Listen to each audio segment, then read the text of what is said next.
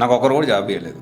So actually నేను రీసెంట్గానే ఒక 3 days బ్యాక్ మా ఫ్రెండ్తో మాట్లాడుతున్నా. హైదరాబాద్కి వచ్చిన కొత్తలో అంటే నేను ఇది మీతో షేర్ చేసుకోవాలనిపించింది, మీతో షేర్ చేసుకుంటున్నా. సో నాకు ఒకరు కూడా జాబ్ ఇలా. అయితే ఏం జరిగిందంటే నేను వచ్చినప్పుడు నాకు ఎలా జాబ్ తెచ్చుకోవాలో నాకు తెలియదు అనమాట. అంటే ఏ కోర్స్ నేర్చుకోవాలి, ఎలా వెళ్ళాలి, సో నాకు అర్థమయ్యేది కాదు. సో ఆ ప్రాసెస్లో రెజ్యూమ్ పట్టుకొని ఏ జాబ్ ఉంటే ఆ జాబ్ పోతా ఉండేవాడిని. సో ఈ క్రమంలో నా ఫ్రెండ్ ఒకడు ఉండేవాడు. సో ప్రజెంట్ తను యూఎస్లో ఉన్నాడు, సెటిల్ అయ్యాడు. అయితే అప్పుడున్న పరిస్థితుల్లో తన జీతం 7,500. నాకు జాబే లేదు.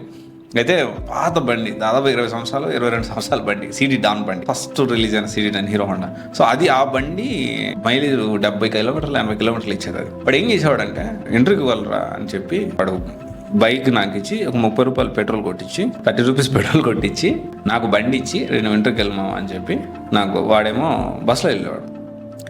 సో అంటే అక్కడి నుంచి నా జర్నీ అనేది స్టార్ట్ అయింది. నేను ఇది ఎందుకు షేర్ చేస్తున్నా అంటే ఇది తిరిగే క్రమంలో ఎక్కడ జాబ్ ఓపెనింగ్ ఉందని అక్కడ పోయాను రెజ్యూమ్ పట్టుకొని. అంటే ఐ డోంట్ హ్యావ్ క్లారిటీ, నాకు క్లారిటీ లేదు. ఎందుకు క్లారిటీ లేదు, అసలు కోర్స్ నేర్చుకోవాలనే విషయం కూడా నాకు తెలియదు. అప్పుడు ఒక కోర్స్ నేర్చుకోవాలి, కోర్స్ నేర్చుకుంటే ఒక జాబ్ వస్తుంది అనే విషయం కూడా నాకు తెలియదు. అంటే నాన్ ఐటీ జాబ్కి వెళ్ళేవాడిని, ఇంకో జాబ్కి వెళ్ళేవాడిని, మార్కెటింగ్ జాబ్కి వెళ్ళేవాడిని, ఏ జాబ్ ఉంటే ఆ జాబ్. అంటే ఒక ప్రాపర్ ఒక కోర్స్ నేర్చుకోవాలి, ఒకటి చేస్తే నెక్స్ట్ 5 years ఫ్యూచర్ ఇంత జీతం వస్తుంది, 10 yearsలో ఇలా ఉండబోతుంది. సో నేను ఆలోచించి పలానా కోర్స్ నేర్చుకో, అసలు కోర్స్ నేర్చుకోవాలనే కాన్సెప్టే లేదు, జాబ్ తెచ్చుకోవాలనే కాన్సెప్టే ఉండేది. నాకు జాబ్ రాలేదు.